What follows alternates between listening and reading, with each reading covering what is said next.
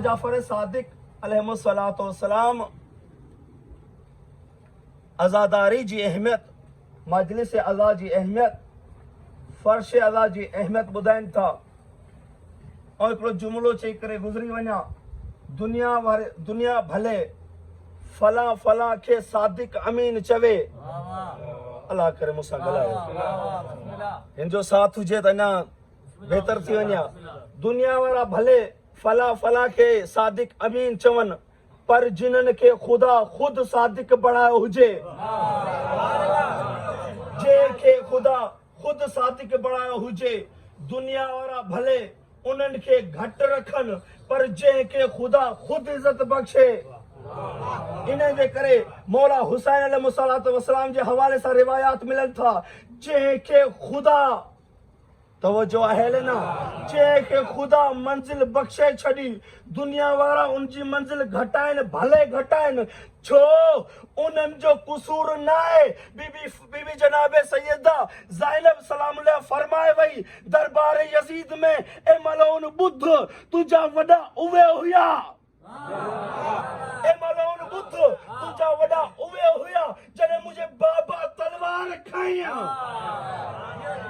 जॾहिं मुझे बाबा तलवार खई, खबर न हुई मैदान में हुआ या भली।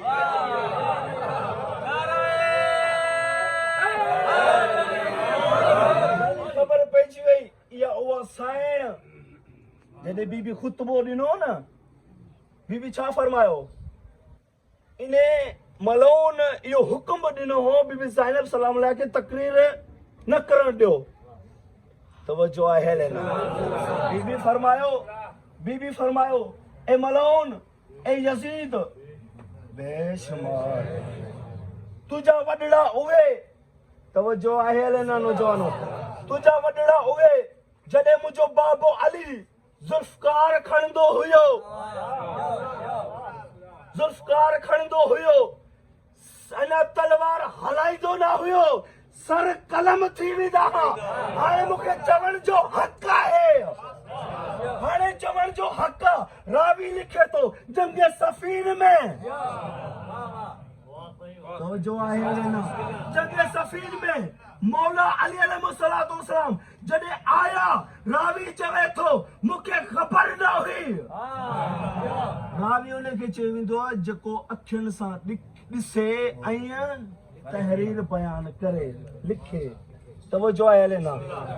रावी चवे थो जॾहिं मूं ॾिठो अॻियां अली हुयो, ॻाल्हायो यार,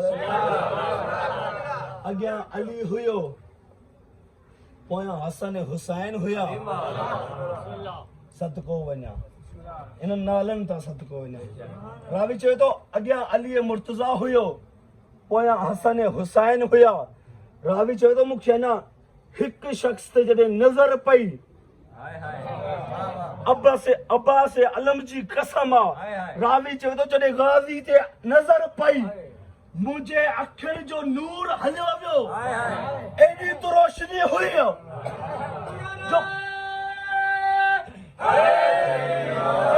बर्दाश्त न करे सघियसि अब्बास जे नूर खे। रावी चवे थो बर्दाश्त न करे सघियसि अब्बास जे नूर खे। इहो गाज़ी झुकी करे अली जे साम्हूं चए थो बाबा अॼु इजाज़त ॾे, बाबा अॼु इजाज़त ॾे। रावी चवे थो एतिरी देर हुई, अली मैदान जी तरफ़ आयो,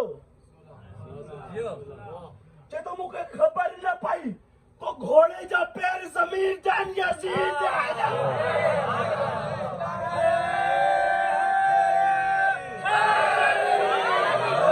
खबर न हुई, चए ॾिठम घोड़ो जॾहिं आयो सवार अली मुर्तज़ा, उहो अली जंहिंजे बारे में रसूल फरमायो ए अली तोसां कुझु माण्हू बुग़्ज़ बि रखंदा, ए अली तोसां कुझु माण्हू हसद बि रखंदा, ए अली तोसां कुझु माण्हू साड़ बि रखंदा। हाणे मूंखे चवण ॾियो इहे उहे हुया, इहे उहे हुया जेके खुमे गदीर जे मैदान ते खुमे गदीर जे मैदान ते उधों बि साईं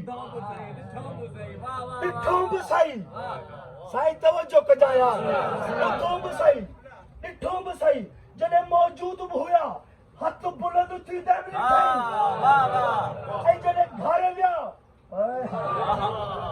साईं मिसाल को शख्स लेट करे घर पुॼे राजा टे थी वञनि समाई त लाज़मी पुछंदी न बाबा किथे हुए